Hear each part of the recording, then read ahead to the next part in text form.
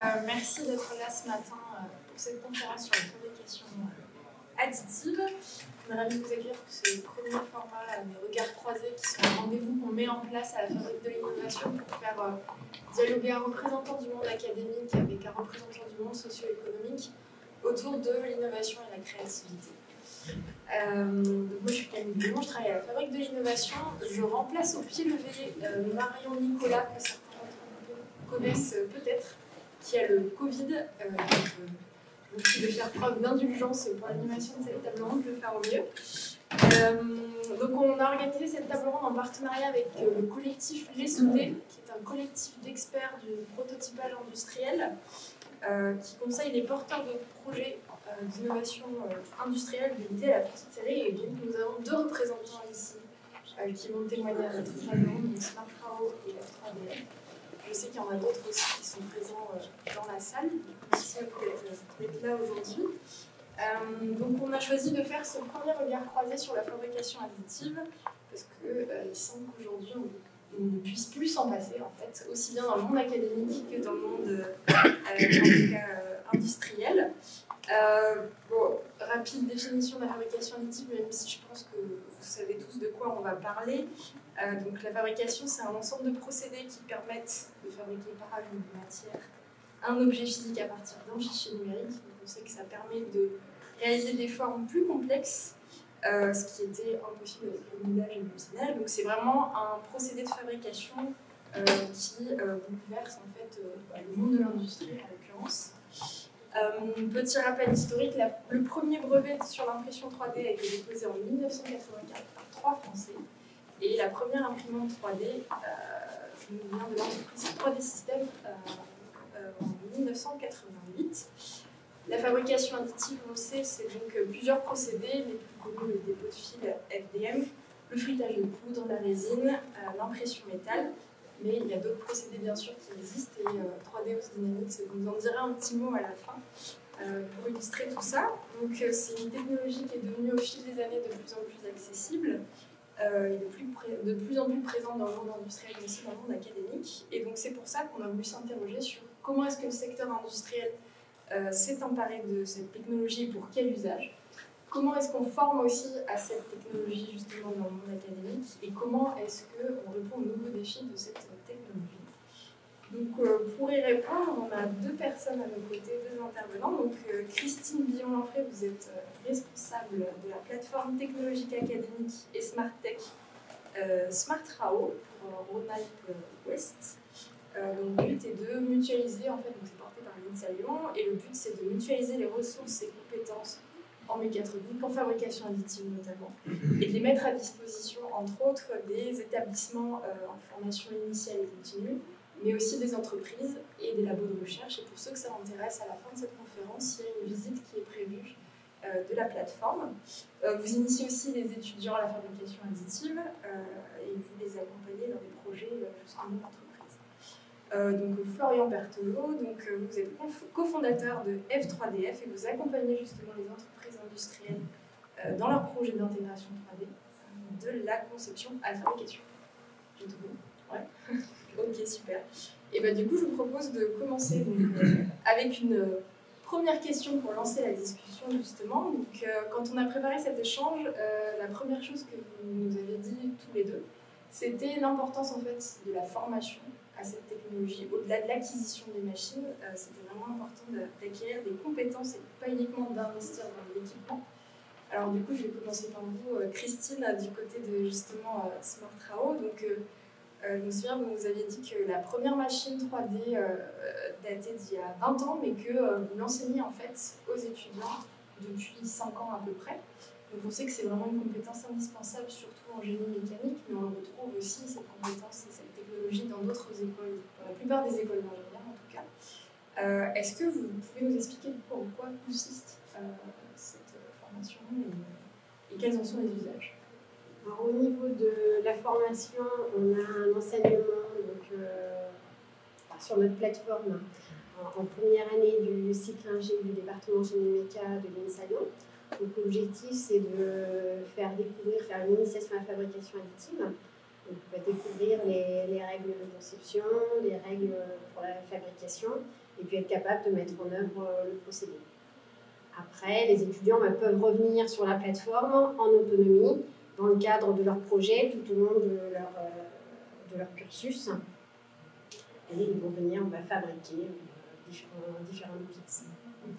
Donc ça, c'est un aspect, un premier enseignement. Après, il y a d'autres enseignements, mais plus spécialisés, donc suivant les options des étudiants, où ils vont passer au travers de la chaîne numérique, où ils peuvent certains étudier l'optimisation topologique, la conception pour la fabrication additive, etc.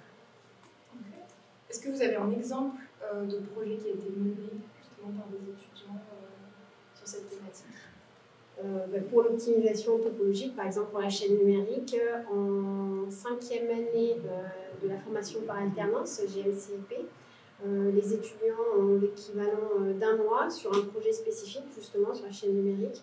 Donc là, ils ont travaillé sur une prothèse pour un handicap international, donc une prothèse au niveau du genou. Et l'objectif, c'était d'optimiser la pièce et de pouvoir la réaliser par fabrication additive. Donc, ils ont comparé en fait entre différents procédés, et puis ils ont fait toute la chaîne numérique qui est partie du scan jusqu'à l'optimisation topologique et la réalisation des pièces. Okay. Et ces pièces, elles ont été réalisées à partir de quel... Alors, dans le cadre de ce projet, ils ont utilisé une imprimante FDM, une Fortus, c'est une imprimante industrielle, avec un support qui est solide, qui permet de faire des pièces déjà par une dimension. Et c'est quoi les bénéfices pour les étudiants et pour les entreprises, en fait, les entreprises ou les acteurs type international? Donc, pour les étudiants, ça permet de concrétiser, déjà aussi d'avoir le contact avec le réel. Donc, dans leur projet soit collaboratif, par exemple en 4e année ou projet de fin d'études, ça permet d'aller jusqu'au concret. Il ne faut pas que la conception, donc d'aller jusqu'au proto et de mettre en œuvre. Donc c'est un aspect valorisant. Et puis de se confronter aussi aux problèmes qu'on peut avoir quand on fabrique les pièces. Ça ne se passe pas tout à fait comme on l'avait prévu au niveau de la conception. J'ai la deuxième partie de la question. Pour du côté justement de ceux qui, entreprises ou acteurs socio-économiques qui vous sollicitent, quel est l'intérêt pour eux de travailler avec les étudiants? Souvent, au niveau des projets de fin d'études, c'est des sujets bien spécifiques. Les entreprises n'ont pas forcément le temps à dégager toutes les compétences sur une thématique donnée. Donc, du coup, ils utilisent les projets de fin d'études où il y a un enseignant encadrant qui va pouvoir apporter son expertise avec l'aide de l'étudiant. Et donc, du coup, monter en compétences sur, par exemple, la fabrication additive. Parce qu'au-delà des projets justement étudiants que vous accompagnez, vous mettez aussi à disposition le matériel des entreprises et vous formez pour... Alors, on met principalement à disposition donc, les matériels pour les laboratoires, donc pour les doctorants et les enseignants-chercheurs, donc bien sûr tous les étudiants, et à la marge, effectivement, pour les industriels. Donc, ça nous est arrivé, par exemple, à un industriel qui se pose la question d'acheter une technologie, d'arriver sur un procédé, de lui mettre à disposition pendant un certain temps la machine pour qu'il puisse voir si ça correspond réellement à son besoin. Et après, j'ai envie de dire, il va investir ou pas. Donc ça, c'est une des contributions qu'on a avec les industries. Ah, donc vous travaillez avec des étudiants ingénieurs, mais vous participez aussi à la formation continue, puisque vous intervenez dans la formation de l'AFPA, technicien de fabrication additive. Vous pouvez nous expliquer un petit peu? Alors, c'est une formation qui a été montée il y a 3 ans. Donc, vous travaillez avec l'AFPA au niveau du pôle Smart RAO sur d'autres projets avec la région depuis plus de 5 ans. Donc, naturellement, quand ils ont choisi de monter cette formation, ils sont venus vers nous. Donc, on les a aidés à monter le programme pédagogique. On a participé. Et puis maintenant, on réalise des modules plus spécifiques. Sur la plateforme de fabrication additive, on a à peu près toutes les technologies polymères et puis on a une imprimante 3D métal. Donc, du coup, sur les machines qu'ils n'ont pas à disposition chez eux, eh bien, on va faire des cours. donc sur le binder jetting et sur l'imprimante 3D métal, qui est un dérivé du dépôt de fil. Et on fait également tout ce qui est optimisation topologique. Ah bah, enfin, passer à vous. Donc chez F3DF, vous accompagnez aussi la montée en compétences des collaborateurs au sein de l'entreprise en tant qu'intégrateur de solutions 3D. Est-ce que vous pouvez nous expliquer les grands usages de la fabrication additive au sein de l'entreprise industrielle? Alors du coup, je vais essayer de revenir un petit peu sur, parce que ça fait à peu près 15 ans qu'on accompagne l'entreprise sur ces sujets-là. Et je dirais que de manière naturelle, l'impression 3D était souvent utilisée dans l'industrie pour du prototypage, généralement externalisé, donc avec ce qu'on appelle des services bureaux. Donc on avait déjà cette logique, on avait déjà des clients qui manipulaient des pièces en impression 3D sans pour autant avoir des machines intégrées. Et je dirais que les choses ont un peu évolué et cette phase de prototypage, pour certains, ont été intégrées en entreprise. Donc, quand le volume était important ou quand on avait besoin de réactivité sur le développement du produit, la logique était de dire je rentre des machines d'impression 3D, ce qui correspond aussi à la démocratisation de ces machines dans le sens où certains brevets sont tombés, il y a des machines de plus en plus accessibles en termes de prix, et du coup la logique fait qu'on retrouve de plus en plus de machines dans les entreprises. De cette phase de prototypage, on va maintenant de plus en plus dans une phase, je dirais, d'outillage ou d'éléments de la vie de l'entreprise. On voit très souvent en fait une phase de validation avant intégration de la machine où on va viser un projet avec un fort taux il faut des ROI hyper importants, on va présenter ça à sa structure, la machine rentre et finalement elle va servir à créer du prototypage sur un projet, mais aussi à répondre à des besoins internes. Et ça, c'est assez intéressant. C'est pas forcément un ROI direct, puisque on n'a pas une ligne budgétaire qui était prévue pour ça, mais tel service a besoin d'une pièce manquante. Alors ça peut être la maintenance, ça peut être le service méthode, ça peut être le bureau d'études qui avait besoin d'avoir les pièces en main, ou des choses très terre à terre, comme de la signalétique, de la sécurisation d'un poste de travail. Et finalement, la machine a cette capacité d'être réactive. Alors, ce n'est pas des machines très rapides par rapport à d'autres moyens industriels, mais elle va être rapide dans le sens où j'ai une visite d'un collaborateur dans le Fab Lab ou dans la machine qui est présente, quasiment dans la semaine, j'ai une solution qui a été apportée concrète lorsqu'il s'agit de produire une pièce. Donc ça, cette phase d'ergonomie dans l'entreprise, c'est assez nouveau et c'est aussi ce qui est intéressant avec cette technologie. Pour ça, on dit ça révolutionne, c'est innovant. Je dirais que vu que c'est des technologies anciennes, on parlait de SAP depuis plus de 20 ans, plus que 84, c'est à peu près mon âge, c'est pas tout jeune, et du coup, là on rentre dans une autre approche, c'est-à-dire c'est ce qui va permettre de rendre l'outil productif accessible un peu à tous les services de l'entreprise. Donc c'est ça où je trouve que l'innovation est présente avec cette technologie, par son accessibilité, par la réactivité qu'elle apporte. Et on a une troisième approche qui est intéressante aussi, c'est de la volonté de pouvoir produire avec la fabrication additive. Alors c'est là où il peut y avoir un peu plus de débat, et c'est intéressant, parce que c'est pas forcément ce que je disais, des outils très productifs en termes de capacité, de nombre de pièces, mais par contre c'est vrai qu'on peut produire des pièces personnalisées. Alors, quand on est dans le médical, c'est super intéressant parce que chaque cas est spécifique.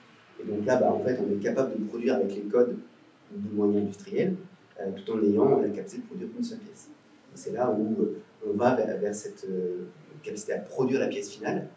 Et je dirais que le jeu aussi des fabricants et de tout l'écosystème autour de la fabrication, c'est d'essayer de proposer des machines qui vont de plus en plus vers cette possibilité de pré-série, petite série. Est-ce que vous auriez des exemples d'entreprises que vous auriez accompagnées justement sur ce volet-là? Alors, oui, beaucoup d'entreprises. Alors, des entreprises qui ont rentré des machines un petit peu dans différents services, qui ont fait appel finalement à nous pour monter en compétence des collaborateurs. Parce que c'est vrai que souvent, on a le moyen technologique qui est intéressant, mais il n'y a pas forcément une personne qui est dédiée à ça. Ou il y a une personne qui est dédiée, et puis finalement, elle va changer de parcours professionnel, changer d'entreprise, et la machine ou les machines, les moyens productifs sont présents, et plus personne ne les utilise. Donc il y a besoin de monter en compétence. Donc ça, on a des machines qui étaient déjà disposées dans plein d'acteurs, que ce soit dans l'aéronautique, dans l'automobile ou dans des entreprises on va dire, de taille PME qui produisent. Et ce que j'ai constaté depuis quelques temps, c'est le développement de labs, finalement un peu comme ce qu'on a visité juste avant, qui sont habituellement des Fab Labs ou des labs extérieurs. On retrouve le développement de ces labs à l'intérieur des entreprises. Et là, ça peut être des sociétés dans le domaine du luxe. J'accompagne des clients comme L'Oréal, des gens dans l'automobile, Stellantis. Ça peut être aussi dans le domaine du retail, la fabrication comme Decathlon.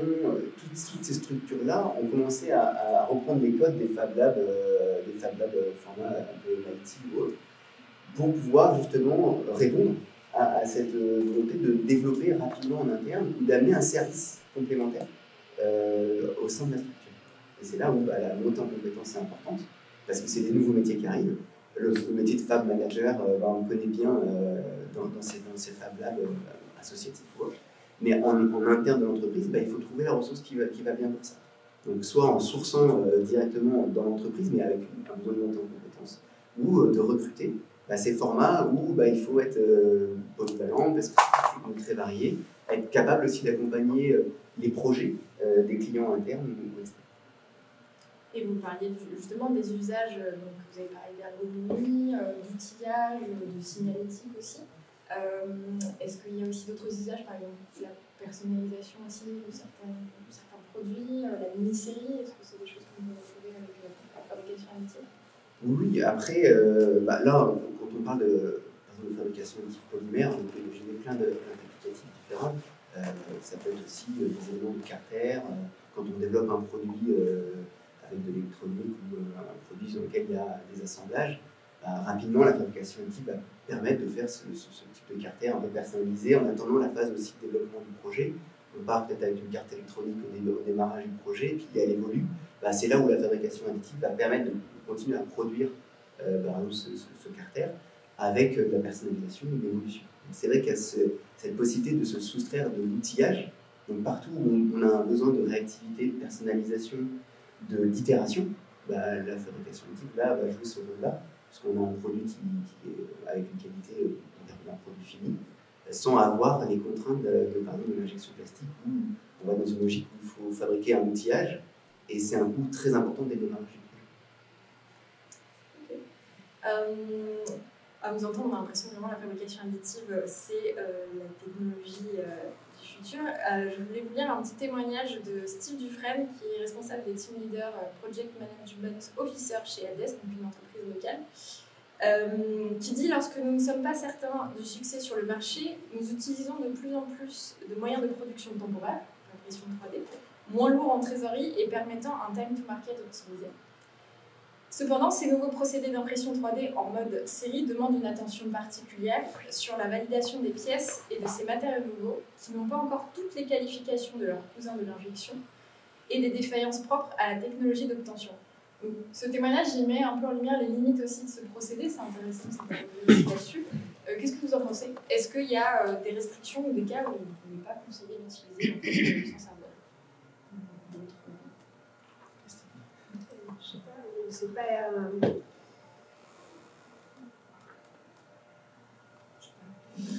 disons que c'est pas la technologie qui fait le succès du projet. Donc, il y a dans la logique toujours de productivité. Si on conçoit un projet avec un regard qui va être de dire je vais l'industrialiser, je vais faire un produit en injection plastique. Si j'utilise l'impression 3D pour faire un peu une pré-série, je vais peut-être utiliser les codes de fabrication d'un procédé finalement en utilisant un autre. Donc, le design guide de l'injection ou de l'usinage n'est pas forcément le même que la fabrication additive. Vu qu'on n'a pas de problématique de support, on va ajouter de la matière pour créer la pièce, dans la plupart des cas, on va réussir à prototyper ou faire une pièce qui va ressembler à un élément avec un carter qui se clip. Voilà, pas de souci. Simplement, les propriétés du clip ne vont pas forcément être celles attendues de l'injection. Et la manière de concevoir un clip, pour un bureau d'études qui fait de l'injection depuis des années, il ne se pose plus la question de savoir pourquoi il met tel angle, pourquoi ils évitent un petit peu avant le clip. Voilà, tous ces codes-là sont rentrés finalement dans les design guides de conception. Et quand on va utiliser la fabrication additive, soit il faut un petit peu repenser si on veut vraiment avoir les propriétés intéressantes de la pièce.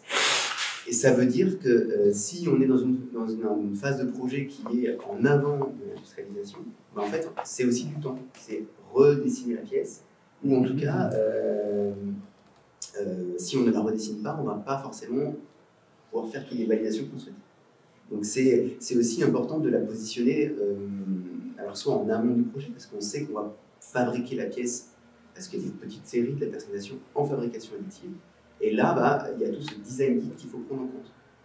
Et en même temps, il y a une diversité de procédés. Parce que de l'extérieur, l'impression 3D, c'est qu'un seul mot, mais c'est de nombreuses familles de procédés. On parle de polymères. Dans le polymère, il y a des vraies variations de mise en œuvre de la matière. Quand on parle de fabrication additive métal, c'est aussi encore un autre type de famille de matériaux et des procédés très variés. Donc je dirais qu'il n'y a pas de projet où c'est pas intéressant d'utiliser, mais il faut le positionner soit dans une recherche de valeur ajoutée sur le produit fini, parce que justement je veux faire un produit multifonctionnel ou insérer des canaux à l'intérieur d'un produit pour générer du refroidissement.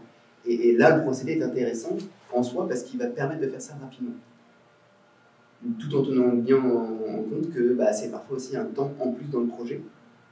Ça peut accélérer le time to market sur le produit phase 1, et si on est dans une logique de grande série, c'est aussi un temps de retravail de la pièce. C'est un exemple parmi d'autres de vigilance. Ça me permet de rebondir effectivement sur cette question du travail en amont sur la pièce, justement. On parle de design génératif dans la fabrication additive, l'éco-conception. Est-ce que vous pourriez l'un ou l'autre nous dire quelques mots à ce sujet? Alors oui, alors c'est intéressant parce que je ne sais pas si vous êtes tous familiers de ce que c'est que le design génératif. Alors, le design génératif, c'est de s'appuyer un petit peu sur les capacités des algorithmes logiciels pour accompagner le designer dans la création de la pièce finale. Comment? En fait, soit on design sa pièce et on va réfléchir à comment on la met en fabrication, ce qui est quand même assez rare. Ou dès le début, avec le cahier des charges, je vais rentrer un maximum d'informations au niveau logiciel. Quelles sont mes zones fonctionnelles? Est-ce qu'à un endroit j'ai des éléments contraints? Est-ce que j'ai des encombrements à respecter? Donc, je vais donner toutes ces données au niveau logiciel. Je vais aussi renseigner les contraintes mécaniques liées au produit. Et je vais aussi renseigner le potentiel moyen de fabrication. Et à partir de là, le logiciel va aider à proposer des formes qui sont fabricables en fabrication additive ou en usinage, en fonderie, et en proposant non pas un modèle, mais peut-être 10, 100, 1000 en fonction du besoin du designer, pour s'inspirer de formes auxquelles il n'aurait pas pensé naturellement.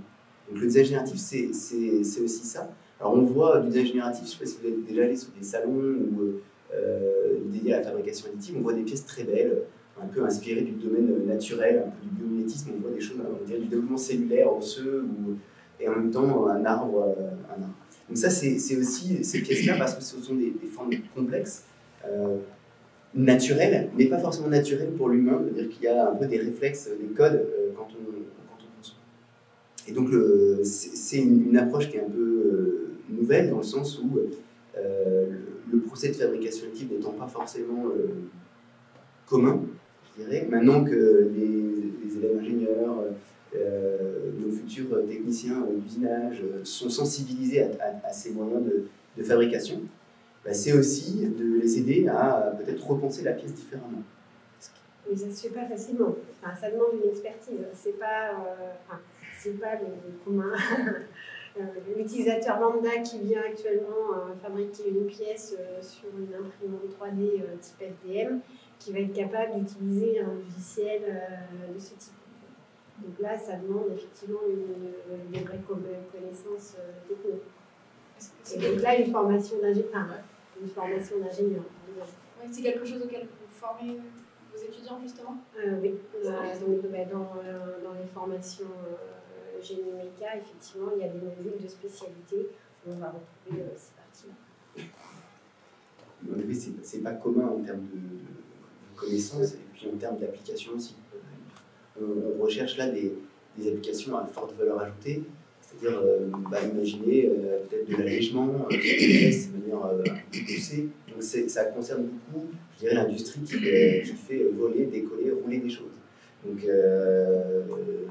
c'est là où on va chercher justement à avoir des pièces avec des contraintes mécaniques intérieures, de haute performance, et en même temps à alléger en essayant de mettre le moins de matière possible. Donc c'est là où justement on retrouve l'intérêt de la fabrication additive qui consiste à mettre de la matière là où il y en a besoin et du coup de pouvoir concevoir ces pièces.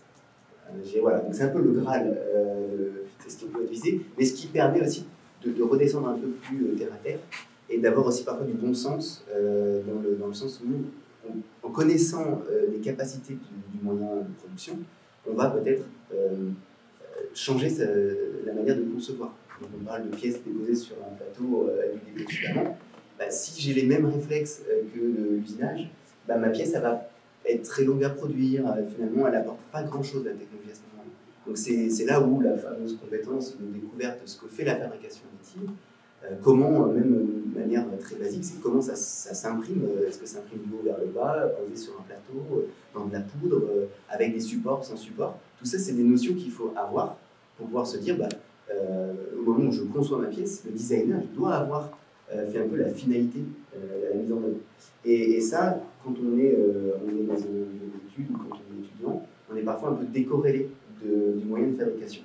Et c'est là où justement je trouve que la fabrication additive peut re-rentrer un petit peu, et ce que tu disais tout à l'heure, c'est pouvoir toucher, voir la pièce et se rendre compte que on ne l'a peut-être pas pensé tout à fait en adéquation avec le procédé. Là, typiquement, on a des étudiants en projet qui sont venus pour un drone. Ils ont commencé par lancer une grosse impression avec plein de quantités de matière. Ils ne sont pas posés au départ les questions effectivement de diamètre, est-ce que ça allait bien fonctionner pour leur insert, donc il y a besoin d'un accompagnement en fait. C'est pareil, c'est pas je lance mon fichier et puis ça va marcher. Il y a des connaissances de conception aussi à avoir. Il y a un côté, je dirais que la démocratisation et la vulgarisation de l'impression 3D a peut-être été un accélérateur pour le déploiement dans l'entreprise, mais aussi un frein dans le sens où on s'est dit qu'il n'y a pas forcément besoin de compétences, dans le sens où la machine coûte 200 €, qu'elle peut être mise dans le coin d'un bureau, alors que finalement c'est une fenêtre vers un autre moyen de fabrication avec un niveau de complexité qui demande peut-être un peu plus que ce qu'on imaginait. Et donc ça veut dire retravailler un peu sa copie, à savoir comment je conçois, comment j'adapte le produit au procédé. Ce qui paraît tout à fait naturel avec les autres moyens de fabrication, mais ils n'ont pas fait autant de tapage médiatique, je dirais, pour dire que demain on aura tous une presse à injecter dans notre garage. Donc du coup c'est là où il y a un rééquilibrage. On voit effectivement c'est une technologie qui évolue, qui date des années 80 et qui poursuit, on va dire, sa croissance et son évolution. Est-ce qu'il y a des enjeux ou des défis propres à ce procédé qui apparaît? Ça, on a parlé de design génératif. Est-ce que vous en voyez d'autres, que ce soit dans l'enseignement? Est-ce qu'on enseignera de la même manière cette technologie dans 10 ans ou dans le secteur industriel? Est-ce qu'on enseignera dans 10 ans de la même façon? Certainement non, parce que de toute façon, la technologie, elle évolue. Après, il y a des réformes pédagogiques dans tous les cursus qui permettent de s'adapter à la technologie. On l'a mis dans l'enseignement, finalement, au niveau de GM, il y a 5 à 6 ans. Maintenant, il y a une nouvelle réforme. On se pose la question d'avoir des modules plus spécifiques et puis de sortir que de la FDM, donc de voir les autres procédés. Donc, on suit le mouvement comme sur les autres technologies. Les autres procédés, par exemple, c'est lesquels? Par exemple, le procédé SLS, le frittage laser. On a une imprimante VM avec une imprimante métal, par exemple. Après, on a aussi binder jetting par projection isolante sur un époux. Mais à chaque fois, ça permet de réaliser des pièces, mais dans des contextes différents. Donc il faut choisir le bon procédé par rapport aux fonctionnalités de la pièce. Donc, effectivement, actuellement, c'est plutôt axé FDM avec un peu de SLA, donc la résine, et vraiment très à la marge les autres procédés. Donc là, je pense qu'on va ouvrir. Des enjeux si je reviens un peu en arrière, c'est vrai que je me souviens avoir été interrogé dans une conférence il y a, je sais pas, 5-7 ans, et sur justement quelles étaient un peu les problématiques, et ce qui revenait très souvent à la fin de tous ces cas d'application qui ont été présentés par des grandes entreprises, etc., c'est il y a un besoin de monter en compétences. C'était un des enjeux, je dirais. Je pense que les choses ont quand même bien changé. C'est-à-dire qu'au niveau de la formation initiale, il faut un temps avant de sortir des générations qui sachent utiliser les nouveaux outils, que ce soit des outils de management ou de fabrication. Et là, je pense que les choses quand même, se sont accélérées. Il y a maintenant des générations d'ingénieurs qui sortent et qui n'ont pas pu passer à côté de ces procédés parmi l'ensemble des procédés industriels.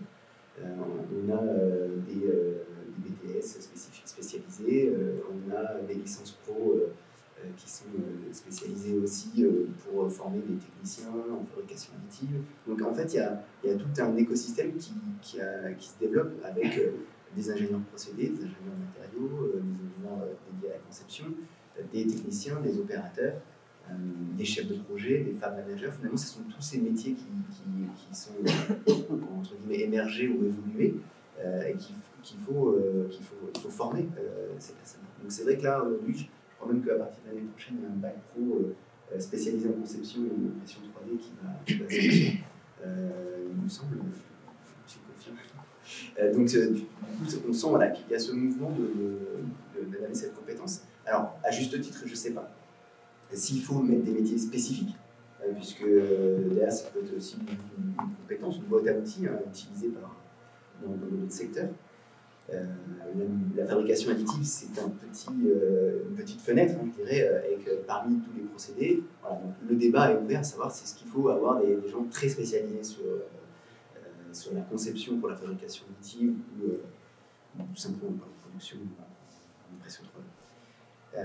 Après, dans les enjeux, je dirais aussi que c'est peut-être plus les enjeux de société. Aujourd'hui, on a des défis à relever encore plus, et c'est encore plus prégnant avec les actualités. C'est quel est l'avenir de l'industrie aussi, c'est-à-dire avec toutes les problématiques de logistique, de supply chain, les enjeux aussi écologiques. Quand on parle de polymère, c'est pas forcément, on n'a pas une image non plus du plastique qui est parfaite. Donc c'est là où finalement, alors parmi plein de solutions, c'est qu'est-ce que peut amener la fabrication additive dans ces multiples défis. Mieux concevoir, plus local, en faisant attention à l'impact du produit. Et c'est là où, si on peut éviter de mettre trop de matière, d'amener de manière plus locale une pièce qui a voyagé et fait 3 fois le tour du monde, si on peut l'avoir rapidement et à côté. C'est toutes ces thématiques-là où est-ce que la fabrication additive peut amener une solution parmi tous les multiples défis qu'on a à relever. C'est là où peut-être, en tout cas, moi mon avis c'est que ça peut être rentré dans la boîte à outils pour que quand on conçoit la pièce, si on réfléchit tout de suite à quelle va être la moyenne de fabrication, quel va être aussi l'impact CO2 des matériaux que j'utilise, parce que demain on va devoir faire une double comptabilité, enfin c'est déjà le cas pour beaucoup d'entreprises, mais on va devoir le faire tous à notre niveau aussi, c'est dire est-ce que je choisis une énergie venant d'un matériau fossile ou issu de l'agriculture? Est-ce que ma pièce, il y en a besoin d'en produire 100 000 ou finalement le client a des besoins qui évoluent et je vais faire des quantités plus petites, plus évolutives pour éviter d'avoir du rebut, du stock. Enfin, voilà. C'est là où ça va rentrer dans la réflexion, je pense, du concepteur, de toute personne de l'entreprise pour tenir une comptabilité CO2 peut-être plus raisonnable. Et Christine, est-ce que c'est quelque chose justement dont vous tenez compte avec les étudiants quand vous leur enseignez cette technologie, vous leur faites travailler sur l'aspect environnemental et sur l'aspect justement... Alors, sur la partie environnementale, pas directement sur la fabrication additive. Il y a des cours où effectivement il y a l'étude des matériaux dans le cadre de l'éco-conception. De mémoire, je ne sais pas Nicolas, fabrication additive, il me semble qu'il y a directement. Vous réfléchissez justement à recycler un petit peu de... Au recyclage, mais dans la partie éco-conception. En éco-conception...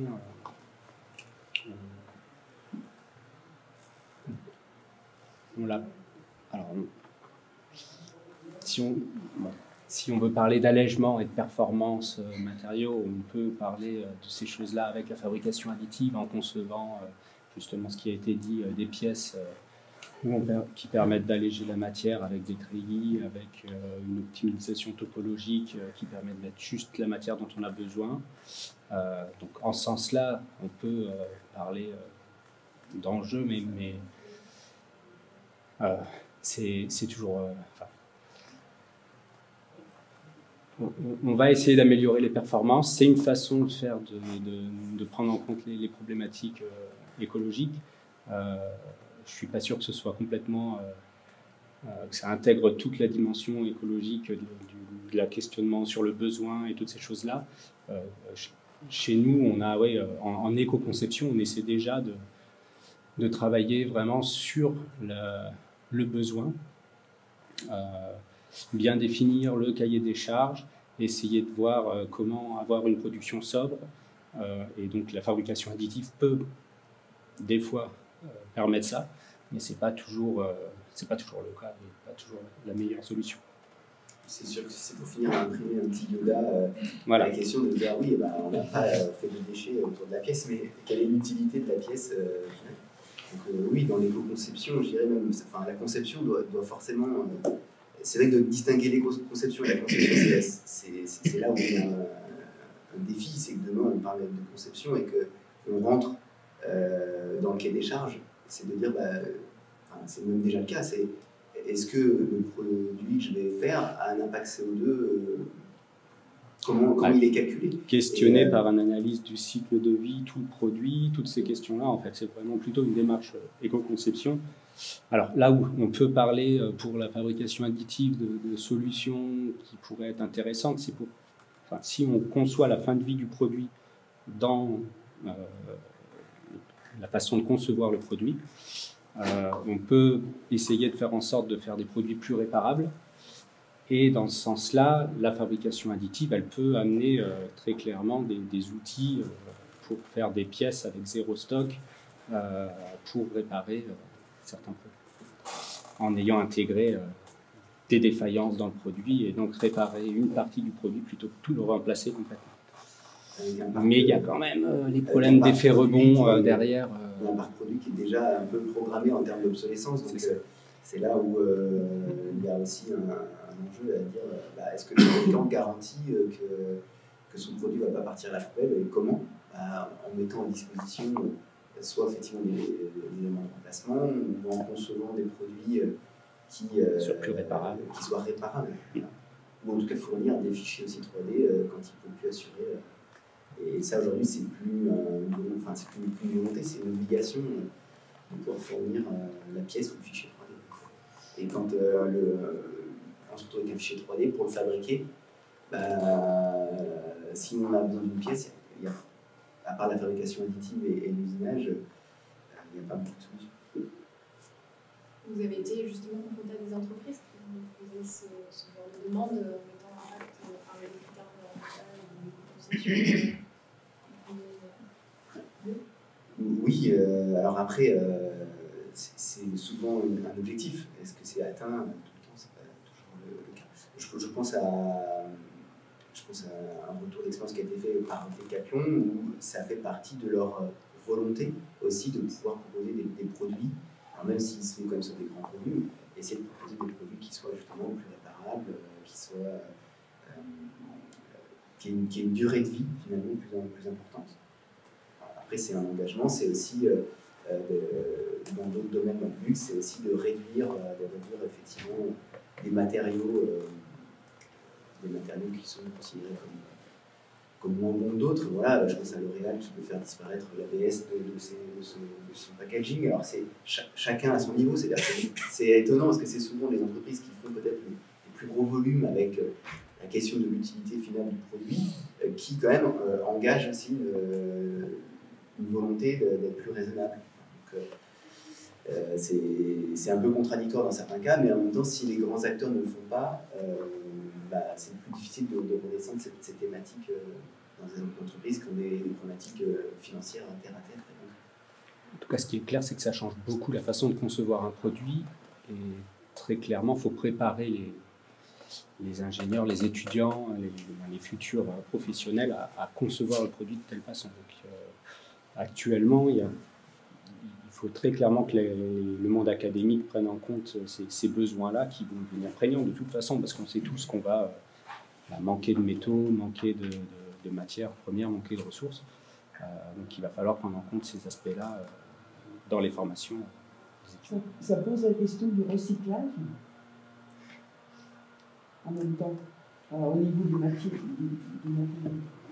Oui, de toute façon, ça c'est vrai que c'est un sujet qui est quand même ancien. J'irais recycler nos ressources. Quand on n'a pas trop de contraintes, c'est plus difficile de le faire. Quand on commence à avoir des contraintes importantes, il y a plus d'incitatifs. Donc, que ce soit pour récupérer l'énergie qu'on dépense dans une entreprise qui a des fluides importants et qui crée de la chaleur, mais qui la rejette qui la laisse s'échapper. Des entreprises qui ont aussi des revenus qui sont en fait de la matière première.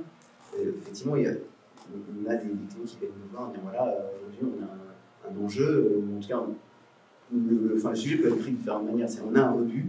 Là, aujourd'hui, on ne peut pas se permettre de jeter des pièces avec de la fibre au carbone. Qu'est-ce qu'on pourrait en refaire? Comment on pourrait la remettre en œuvre différemment?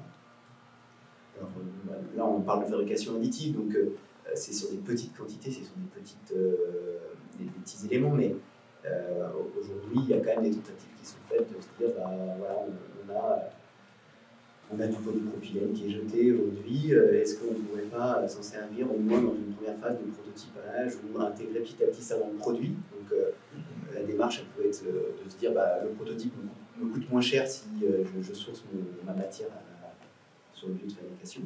Et puis il y a aussi des entreprises qui partent dans des engagements à faire disparaître certaines matières qui sont des matières fossiles extraites directement. Est-ce qu'on ne pourrait pas justement aller chercher dans des matériaux revenus industriels ou existants? Donc, il y a des initiatives très, très différentes. On a des gens qui récupèrent finalement des filets de pêche, alors, c'est des quantités qui sont assez faibles, mais qui se retrouvent finalement dans les océans. On va dire, tiens, ça, est-ce que je ne pourrais pas en faire un filament pour imprimer, ou un granulé pour injecter une matière qui est un peu plus raisonnable ou qui a une deuxième vie?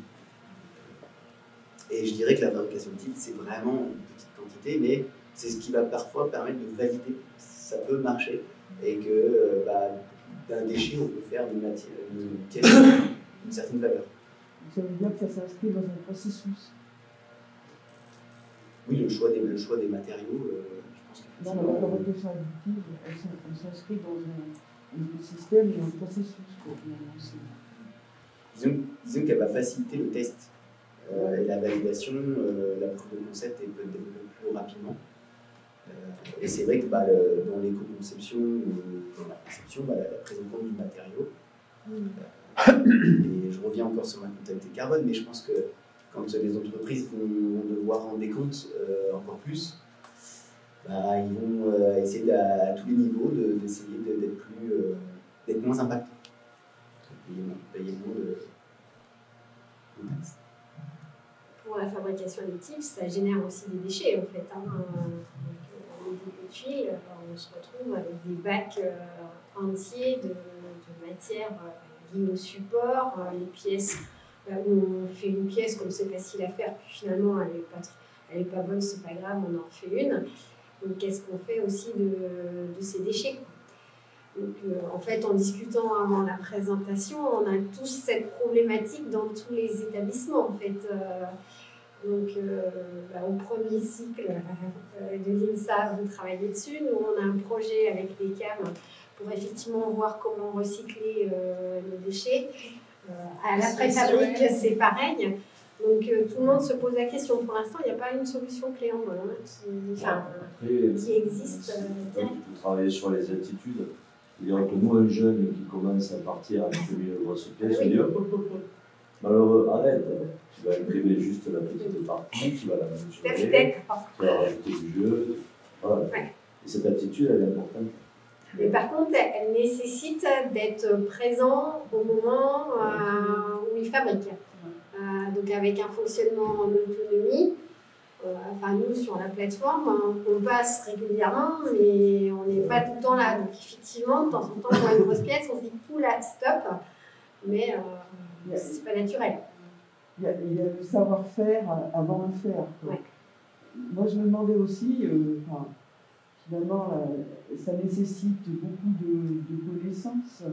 Donc, est-ce que les personnes plus âgées, très expérimentées dans la fabrication, peuvent collaborer avec des plus jeunes pour justement, au-delà d'algorithmes, finalement, intégrer leur savoir-faire qui permet de se poser les bonnes questions pour aboutir à éviter des déchets et éviter des choses inutiles rendues possibles par le fait que l'outil est attractif et qu'on a envie de passer plus rapidement au faire avant de réfléchir, de se poser les bonnes questions. Déjà, une partie des personnels techniques que nous, on peut avoir, plus âgés, finalement, assez naturellement, qui utilisent des procédés conventionnels, viennent assez facilement à la fabrication additive. Ouais. On se rend compte que si on les accompagne sur une ou deux pièces, après, ils sont capables, parce qu'ils ont cette logique aussi de procédé, ils sont capables de s'adapter et de venir fabriquer leurs propres pièces. De penser la fabrication, ouais. Avec les bonnes questions. Ouais. Après, on est parfois notre propre frein. C'est-à-dire que quand on a une pièce en main, aujourd'hui, on a des standards. Quand on a une pièce plastique, on a envie qu'elle soit lisse, qu'elle soit qu'il n'y ait pas de petites rugosités, qu'il n'y ait pas de petites choses. Et au final, c'est quand même un peu le standard. Et le standard, il est basé sur la production de masse. Du coup, c'est vrai que c'est aussi un frein. Quand on utilise un matériau recyclé, j'écris sur une feuille, elle n'est pas blanche, c'est un peu gênant. J'exagère le trait, mais sur une pièce qui est issue d'un plastique recyclé, les attentes restent quand même malgré tout. On a des standards inculqués par le marketing, par l'habitude qu'on a, et c'est aussi un frein. On dit que ça vient souvent aussi de l'utilisateur final, mais en tant que consommateur, on a aussi un ressenti sur une pièce qui peut être issue du recyclage ou de la fabrication additive, qui est un jugement, dire tiens, c'est pas lisse. C'est pas, la plupart du temps, quand je pense aux dépôts de filaments, ou même une pièce qui est imprimée en fritage de poudre, c'est rugueux quand même. Et alors mais du coup, c'est quand même un point à prendre en compte, c'est que même si les nouvelles générations vont rentrer ce procédé-là, en tant que consommateur, c'est de se poser la question de notre perception du produit. Mais au niveau des pièces qui sont des déchets, en fait, est-ce qu'en fixant des indicateurs annuels dans un cycle, ça ne pourrait pas être une solution disant cette année, il nous faut tant de matière, il ne nous en faut pas plus, avoir une grosse balance, et puis, parce que ça pourrait être une solution qui évite d'avoir... Oui, mais il faut derrière mettre en place un process pour la maîtrise, parce qu'on va arriver, sinon, stop, on arrête de fabriquer. Oui. C'est pour ça qu'on a l'étude, en fait, de se dire, on a mis en place des systèmes de tri de bac PLA, ABS, et puis de voir qu'est-ce qu'on peut faire. Pour l'instant, est-ce que déjà un plastique qui a déjà été imprimé en fabrication additive, est-ce qu'il se réimprime correctement? Est-ce que c'est les mêmes propriétés mécaniques? C'est pas une évidence. Après, j'ai vu que dans le lab, il y avait aussi une petite facilité. Les déchets issus d'impression 3D, c'est une belle matière première pour faire des injections. Oui, mais si c'est pour faire une pièce gadget, voilà. est-ce qu'on a vraiment répondu au problème environnemental, quoi? Dans le cadre du Fab Lab, c'est vrai que pour ceux qui ne l'ont pas vu, mais vous pourrez y aller après, effectivement, on a fait l'acquisition de machines et utilisé aussi nos rebuts de plastique. Et Martin, qui a aussi la compétence designer, a imaginé en fait des objets alors, utiles, typiquement un petit tabouret avec une plaque en plastique recyclé. Il a imaginé aussi un jeu qui nous permet de en fait, former ceux qui viennent au Fab Lab à l'utilisation de différentes machines, parce que c'est un jeu qui est fabriqué avec la découpe laser, avec l'injection de plastique, donc c'est aussi un outil un peu pédagogique. Mais je suis d'accord, il ne faut pas que ça devienne quelque chose, un objet en plus gadget. C'est quelque chose qui se réfléchit de manière plus globale. J'ai une question et une anecdote. Quand on voit l'histoire dans l'enseignement, par exemple les mathématiques, qui il y a quelques années ont été atténuées, qui aujourd'hui reviennent dans le décor, est-ce qu'on peut imaginer que dans les formations d'ingénierie, quel que soit le niveau, on ait systématiquement un enseignement autour de ces technologies, même si les spécialités des étudiants ne vont pas in fine vers ces technologies, mais qu'ils aient un bagage, notamment conceptuel, autour de ces questions. Est-ce qu'on va vers ça ou pas? Et puis une anecdote, je me souviens d'une table ronde il y a quelques années où il y avait le directeur des méthodes d'Airbus. Et il expliquait, autrefois, j'avais des jeunes ingénieurs, on n'avait pas de puissance de calcul, mais historiquement, c'est des gens qui connaissaient l'histoire de l'aviation. Et le principal problème d'un avion, eh ben, c'est d'accrocher les ailes. C'est con, mais un avion, c'est un tube, il faut accrocher les ailes. Et donc, quand on demande à un ingénieur de trouver une solution, il trouve une solution d'ingénieur. Évidemment, il a été formé pour ça. Et parfois, le fait d'avoir du recul, ce qui va un peu avec l'idée de madame d'associer des gens qui ont de l'expertise avec des gens qui en ont moins, permet de... Et ce directeur des méthodes d'Airbus expliquait, mes anciens ingénieurs, ils avaient des planches à dessin et ils étaient capables, à certaines étapes, d'aller relativement vite et la solution était juste et adaptée. J'ai aujourd'hui des ingénieurs extraordinairement bien formés, j'ai des puissances de calcul phénoménales, mais quelque part, à des moments, ils font des conneries monstrueuses. Comment arriver aujourd'hui, et ça rejoint la première question, à faire en sorte qu'on ait une capacité à être à la fois dans l'analytique et en même temps dans la mise en perspective?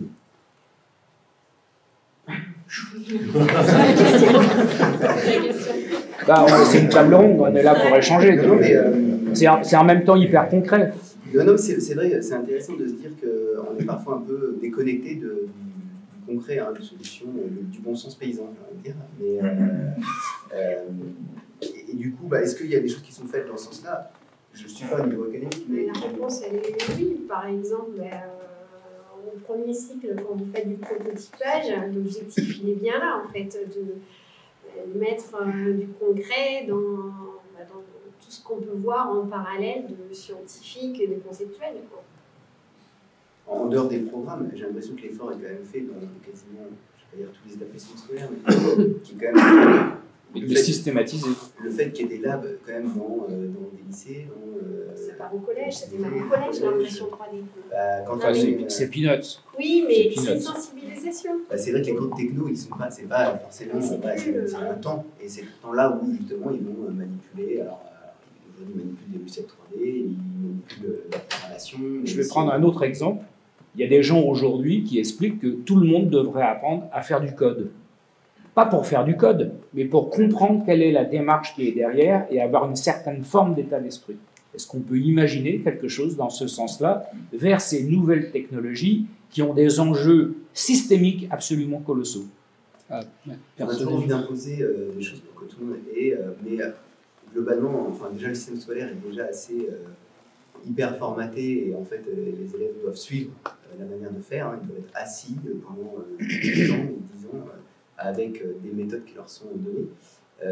Je dirais que si on peut plutôt permettre de mettre des outils à disposition et que des gens qui auraient plus de facilité à être dans le concret et plutôt dans une approche de programmation, je dirais que le fait que ce soit accessible, je pense que c'est déjà pas mal. Et aujourd'hui, on n'est pas formaté. On voit bien qu'à l'école, on n'apprend pas de la même manière. On a aujourd'hui énormément de gens qui sont 10 machin, 10 petits. Et ces personnes-là, bah, si on leur propose une seule façon de faire, on leur impose, je dirais que c'est pas forcément la bonne manière. Même si c'est mon point de vue personnel. Après, le fait que ce soit accessible, et j'ai l'impression que ça va vraiment dans ce sens-là, ça, je trouve, c'est assez enrichissant. Et on le retrouve au niveau éducatif, mais on le retrouve dans l'entreprise, parce que je trouve que les entreprises qui mettent à disposition de leurs collaborateurs, finalement, ce type de lab, alors, il faut être un peu engagé, parce qu'on n'a pas un ROI direct. Il faut investir un petit peu, et de se dire qu'on a aussi d'autres problématiques, plus terre à terre, et que là, on leur donne à disposition une machine à moyen productif. Et c'est intéressant parce que, je reprends l'exemple de L'Oréal, parce que j'ai bien échangé avec eux sur ce sujet-là, ils ont mis à disposition de leur service méthode, finalement, des logiciels de 3D, de l'impression 3D, pour qu'ils puissent amener la souplesse dans leur manière de mettre en œuvre le produit. Donc là, c'est l'exemple, hein, c'est pas forcément... C'est pour faire du mascara ou du rouge à lèvres, mais ils produisent quelque chose et on est dans une logique où il y a du renouvellement, on est toujours dans des collections très différentes et l'outil de fabrication finale il doit être adapté. Et finalement, c'est pas quelque chose qui vient du PDG qui dit vous devez faire comme ça, c'est obligatoire de faire l'impression 3D, mais c'est de mettre à disposition du service méthode ces outils qui puissent se dire tiens, oui, là, on peut tester quelque chose, on pourrait peut-être être plus réactif sur ça, on pourrait. Finalement s'approprier cet outil pour amener une solution concrète dans une problématique terrain. Et finalement, ça marche plutôt bien, puisque ils arrivent à être plus rapides, à enlever peut-être de la pénibilité dans certains cas. Pour avoir travaillé dans des ateliers aussi de maroquinerie, quand on arrive là, on voit un travail très artisanal, on ne pense pas qu'une imprimante 3D peut les aider. Et finalement, si, puisque pour permettre d'accrocher des éléments, pour caler, pour faire un embossement sur du cuir, ils se sont appropriés l'impression 3D. Alors pas tous, mais certains, étant donné que c'était accessible, ils ont pu aller fabriquer leur propre petit outillage. Voilà. Et je trouve que ça, c'est intéressant. C'est pas obligatoire, c'est-à-dire qu'on n'oblige pas tous les maroquiniers à mettre de l'impression 3D dans leur travail, mais par contre, c'est accessible. C'est accessible, et puis ceux qui ont besoin de se former, on leur propose une formation. Voilà. Donc c'est plutôt dans ce sens-là où je trouve que déjà il y a quelque chose qui est fait et il y a encore d'autres choses à mettre en place. Mais c'est vrai que cet outil-là concentre un petit peu, je dirais, la fabrication additive ou des solutions un peu de bureau, que ce soit une presse de bureau, une imprimante de bureau, une découpe. Ce sont des outils qui sont plus faciles à mettre en œuvre aujourd'hui et qui permettent de faire beaucoup de choses. Des fois, alors c'est ludique. Il faut aussi accepter que l'entreprise, les gens viennent imprimer un Yoda. C'est un peu dommage dans un premier temps, mais en fait, ça va permettre de s'approprier la technologie. Donc, c'est pas perdu. Même si, dans le premier lieu, moi, je monte au plafond quand je vois des Yoda qui sortent, mais je me dis, ça veut dire que quelque part, ils disent une idée, je concrète, je la mets en œuvre. Et si derrière, ça permet de répondre à des besoins plus concrets, c'est toujours ça de gagner. On va une dernière question avant de laisser la parole à 3D. Moi, j'avais plein de questions. Chaque fois qu'on répond, ça vous amène à d'autres questions. On n'a pas à peine abordé la notion. J'ai l'impression que ça a boosté le besoin de scanner les pièces, voire même, j'ai vu, il me semble, Siemens être sur des bandes scan de pièces qui faisaient 3,50 m, 4 mètres de long. Alors, on sait que dans la réalité, on fait plus par le bureau d'études, on fait son fichier, plutôt que de scanner une pièce existante. On va dire, c'est pour faire quoi? On va refaire 3-4 pièces, donc on est dans quelque chose qui est do it yourself, on n'est pas dans la production. On parle un petit peu de cet aspect, le côté accessible de l'impression. J'ai l'impression à amener le do it yourself. J'ai besoin aussi d'avoir le 3D, quoi. Donc, comment je le fais? Même idée, très rapidement. Il y a un petit mot là-dessus, dans le cycle global de l'impression. Alors, un petit mot. Désolé. En fait, le scan, c'est vrai que est-ce que ça fait partie du même package de dire on a besoin de la 3D? c'est possible. En tout cas, on a besoin que ça aille vite et parfois, on va essayer de trouver la solution qui semble être ce qui permet d'aller vite. Donc, pourquoi pas le scan. Mais c'est pas forcément non plus une solution immédiate. Par contre, c'est vrai que ça révèle un enjeu, et c'est parfois un peu terrifiant, de se dire, ok, super, on pourrait produire une pièce comme ça, en 3D, une pièce de maintenance, une pièce de test, mais la question c'est, est-ce qu'on a une 3D? Et là, ça soulève un point hyper intéressant, c'est-à-dire que quand la personne se dit, il faut peut-être que je scanne mes pièces, c'est qu'il a oublié quelque chose. Et parfois, des industriels, même majeurs, ont oublié de construire alors, est-ce que c'est indispensable, mais de construire un patrimoine des assets de 3D. Parce qu'en fait, il y a deux mondes. Il y a le monde qui est affiché, qui est de dire demain, c'est le jumeau numérique, la métaverse, la méta, je sais pas quoi. Et puis, d'un côté, on se dit, pour aller là, moi, je produis des pièces, mais je n'ai même pas une 3D. J'ai peut-être une 2D, peut-être des plans. Et là, en fait, il se creuse, il y a un fossé énorme. Alors, tant que tout se passe bien, que la pièce, elle peut être envoyée via un croquis ou un fichier 2D à un fabricant qui est à l'autre bout du monde et que la pièce revient et que c'est à peu près correct, ça va.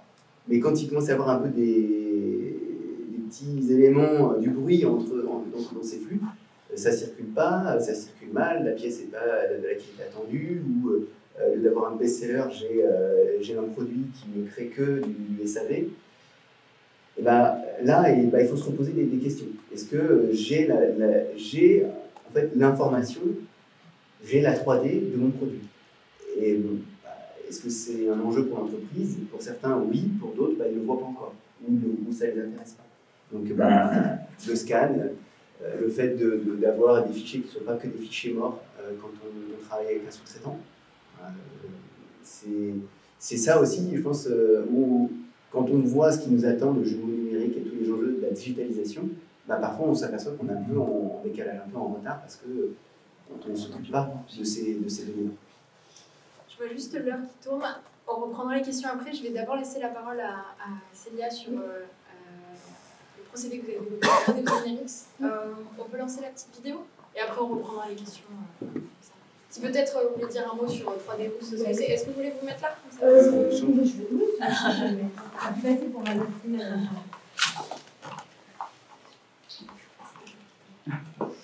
Donc, bonjour à tous et merci pour l'organisation. Donc, je suis Célia Alimi, directrice d'opération au sein d'une startup qui s'appelle 3D Dynamics, qui a développé un procédé d'impression 3D en milieu contraint qui s'appelle le moulage dynamique. Donc, je vais vous raconter brièvement la petite histoire du moulage dynamique. Donc, le moulage dynamique, c'est un procédé qui a été mis au point en 2018 au sein d'un laboratoire CNRS, donc par deux chercheurs. Le laboratoire s'appelle 3D Plateforme, donc qui est localisé sur le campus de la Doua. Dans quel contexte? Eh bien, c'était un labo qui était dans un projet collaboratif avec Elkem Silicon et une boîte qui faisait un implant trachéal en silicone de classe 3, implantable.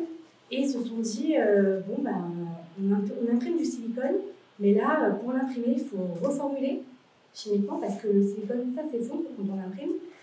Il faut user de structures secondaires, de structures support. Et ils se sont dit, waouh, d'un point de vue réglementaire, on va devoir revalider les matières, ça va être un temps de marché très long. Et en fait, ils se sont creusé la tête, ils se sont dit, bon, l'impression silicone, ça ne marche pas, pourquoi? Parce qu'en fait, il y a la gravité qui agit. Et quand il y a la gravité qui agit, forcément, il y a des effondrements de structure. Donc là, ils se sont dit, on va essayer de faire un procédé qui s'affranchit de la gravité. Et donc, ils se sont dit, on va imprimer en milieu contraint. Est-ce que la vidéo peut repasser on va imprimer, on va s'affranchir totalement de la gravité avec ce procédé donc, qui est hybride entre l'injection moulage et l'impression 3D. Donc, comment ça marche? Eh bien, la table d'impression, elle va être totalement immergée dans un bac de poudre. Et donc, c'est la poudre qui va supporter le matériau au cours de l'impression, le contraindre et finalement se comporter comme un moule dynamique au cours de l'impression. Donc, ce procédé, il est compatible avec tous les matériaux injectables, silicone, céramique, thermoplastique, métal, sans reformulation chimique, sans structure support et surtout sans limite de design. Donc la force de ce procédé, déjà, elle réside dans plusieurs aspects. Cette poudre-là, elle est issue de produits recyclés et elle est elle-même recyclable. Deuxièmement, on réduit totalement les déchets parce qu'il n'y a pas de structure support. On utilise la matière dont on a besoin. Ensuite, on va pouvoir fabriquer 3 types de matériaux. Un matériau pur, en utilisant une poudre sacrificielle. Donc, par exemple, à la fin, je me retrouve qu'avec un matériau à base de silicone. On voit la petite aorte à la fin, on voit le petit cœur, on voit les petits bouts. Donc ça, on utilise une poudre sacrificielle, on a le matériau. Mais on va aussi utiliser un liant sacrificiel pour l'impression céramique. Donc à la fin, on va se retrouver avec un matériau poudre, c'est-à-dire qu'on aura le matériau injecté qu'on va friter, avec les post-traitements, on va l'enlever. Et enfin, le des moindres, le dernier matériau, c'est des composites. Donc les composites, c'est quoi? C'est un matériau hybride entre le matériau injecté et la poudre. Ce qui fait qu'au matériau injecté, on va lui apporter des fonctionnalités supplémentaires, telles qu'en utilisant une poudre antimicrobienne, eh bien un matériau antimicrobien. En utilisant une poudre conductrice, eh bien un silicone conducteur. En utilisant une poudre avec des propriétés anti-feu unifiantes, eh bien on aura un silicone conducteur, etc. Il n'y a pas de limite. Donc il est compatible avec tous les matériaux injectables, il est compatible avec une large gamme de poudres industrielles, inertes, actives, organiques, inorganiques, etc. En termes pour 3D House, je veux dire, on a été créé donc en 2020 après cette découverte. En 2018 à 3D Fab, on a fait l'objet d'un programme de maturation par Pulsalis. Depuis notre création, on a été lauréat du concours iLab, qui nous a permis de construire notre première machine industrielle de moulage dynamique. Donc c'est une grosse imprimante 3D qui nous permet d'avoir des cadences de production 10 à 15 fois supérieures à des procédés classiques. Et qui nous permet de fabriquer 2000 pièces par an, donc c'est quand même pas négligeable. Nos marchés, c'est la santé, pour le développement de modèles anatomiques, pour tout ce qui est planification préopératoire, parce que c'est vrai que c'est un domaine où le silicone est un matériau, je dirais, de choix, hein. Mais également tout ce qui est aéronautique, aérospace et défense, puisque les composites, en termes de fonctionnalité, eh bien, on a des produits très performants qui n'ont pas d'équivalent sur le marché. Voilà, si vous avez des questions, je suis allée rapidement parce que je sais que l'heure tourne, il était 12h30, on avait... Il n'y a pas de souci. S'il y a des questions déjà sur cette présentation, n'hésitez pas. Puis il y avait d'autres questions après la personne qui avait levé la main. C'était une question qui n'a pas lieu. Ah oui, mais c'est bien, c'est pas mal. Non, par contre, moi, il y a la nécessité de poudre pour les matériaux employés. Du coup, est-ce que c'est pas restrictif quand même sur... Alors, non, en fait, donc le matériau qui est dans la seringue d'injection, lui, c'est un matériau qui n'est pas constitué de poudre. La poudre va, elle, vraiment servir de support, juste pour supporter le matériau. Donc, dans la seringue, c'est du silicone pur, du thermoplastique, du métal, des céramiques, etc. Mais il n'y a pas de poudre dans la seringue. C'est vraiment le support qui est à base de poudre. Et ce support-là, on le réutilise jusqu'à 100 impressions à peu près. Céramique métal, vous fritez après derrière. Ouais. Donc il y a quand même les... Oui, il y a du post-traitement, effectivement. Pourquoi on est allé sur le céramique? C'est vraiment pour l'impression en grand modèle. Donc, notamment, on a été lauréat d'appel à projet en 2022 pour faire des implants crânio-maxillofacial en céramique. Donc pas moulage dynamique. Voilà. Mais l'idée, c'est là, par contre, dans la seringue, c'est constitué de céramique poudre. Contrairement à silicone où c'est pur. Là, notre techno... Après, on adapte en fonction de ce dont on a besoin. Mais vous avez besoin d'un liant avec la poudre métallique ou céramique et après vous fritez. On imprime céramique dans céramique. Au niveau de la durée, c'est combien ça parle une pièce le décret, ça prend combien de temps? C'est rapide par rapport au... Ouais, c'est quand même... par exemple, la horte, pour tout ce qui est anévrisme, là, elle sort en 3 heures. C'est une pièce qui fait cette taille-là à peu près. Et il n'y a pas de post-traitement parce que c'est du silicone. Donc, à part un traitement mécanique où on vient enlever la poudre, il n'y a pas de post-traitement pour le silicone. Votre surface, porosité, c'est bien? Ouais, alors je reviens à ce que disait Florent tout à l'heure. Nous, avec cette technologie, on a quand même un aspect rugueux. Justement, c'est que... Voilà. Mais on travaille avec une autre poudre. On est en train d'investiguer, vu qu'on est compatible avec avec une large gamme de poudres. Là, on est en train d'investiguer d'autres poudres qui pourraient améliorer cet état de surface. On travaille sur des post-traitements, donc waterjet pour enlever la poudre. Pour du SLS, quoi, post-traitement. On les investigue, effectivement. Mais pour l'application modèle atomique, Le chirurgien, lui, il s'en fiche d'avoir une pièce rugueuse. Ce qu'il veut, c'est avoir une réplique physique de Marianne. Donc c'est vrai que ça dépend des applications. Le champ de gravité pour des petites pièces, on comprend, mais pour des grandes pièces, est-ce que la poudre en soi n'est pas, ne serait-ce que par son poids, un élément qui vient contredire cette sans gravité? Alors non, pourquoi? Parce que notre machine, elle a été conçue avec un module d'ajout de poudre. Donc, Un quoi? Un module d'ajout de poudre. Donc on a une grande machine industrielle, donc on démarre l'impression dans la poudre. Et on monte au fur et à mesure. Et on rajoute au fur et à mesure. Et puis au pire, on peut imprimer comme ça. Comme ça. Vu qu'on est dans la poudre, on n'a pas de, on n'est pas obligé d'imprimer comme ça. On peut imprimer comme ça. Enfin, on peut jouer vraiment sur la manière dont on va imprimer. Okay. C'est une pièce à la fois. On va faire imprimer plusieurs pièces. Il faut plusieurs. Il faut plusieurs têtes d'impression. Par contre, dans un même bac de poudre, on peut imprimer plusieurs places à la fois. C'est des bacs qui sont comme ça à peu près. Donc on peut dire qu'il commence son impression ici, puis il va faire ici, puis il va faire ici, puis il va faire ici. Donc ça lui permet de faire de la série sur un seul shot en fait. Et en dimensionnel, vous êtes sur quel... En dimensionnel, les plus grosses pièces qu'on a sorties à la demande d'un client, on n'est pas allé plus, c'était 45 cm. Et les plus petites parois on est de l'ordre du micromètre. De quelques millimètres. En termes de, par exemple, des vaisseaux sanguins, on est allé sur du 0,1 micromètre. En lumière. La lumière du vaisseau.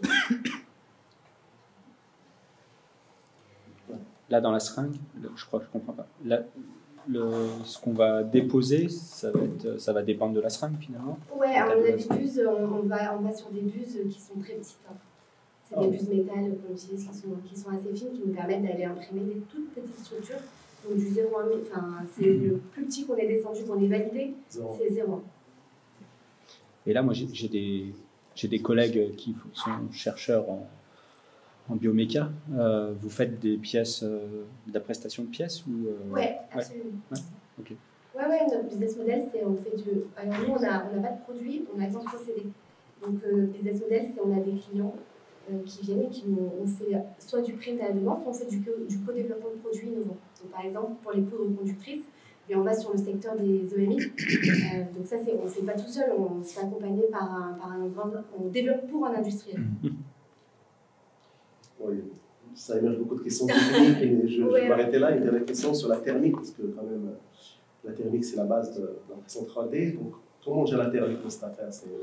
C'est au niveau de la solidification de la matière. Est-ce que c'est d'une matière à une autre? Comment on gère ça, en fait? Oui, c'est ce qu'on disait tout à l'heure, vraiment on analyse avant ce qu'on va faire. Donc là, pour le silicone, par exemple, on sort le bac de poudre, on le met au four, et puis on vient quelques heures plus tard, et c'est totalement réticulé. Le procédé d'impression 3D en lui-même ne dégage pas de chaleur. D'accord. En lui-même, il ne dégage pas de chaleur. Maintenant, on a besoin de réticuler le silicone. Pour les céramiques, c'est pareil, derrière, il y a du post-traitement. C'est un thermoplastique